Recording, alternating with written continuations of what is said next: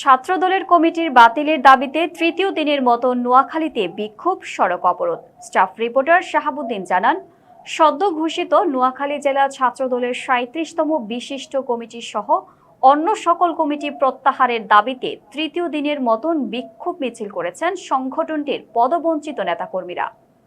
বুধবার বিকেলে সোনাপুর বাসস্ট্যান্ডের সামনে থেকে একটি বিক্ষোভ মিছিল বের হয়ে বাজার প্রদক্ষিণ করে। পরে নেতাকর্মীরা সোনাপুর 0 পয়েন্টে অবস্থান নিয়ে কিছুক্ষণ সড়ক অবরোধ করে।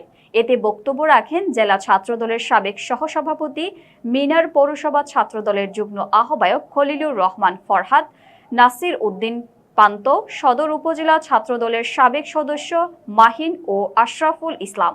বক্তারা বলেন, দ্রুত সময়ের মধ্যেই এই কমিটি বাতিল না করা হলে আরও কঠোর কর্মসূচিতে যাওয়ার কথা জানান তারা।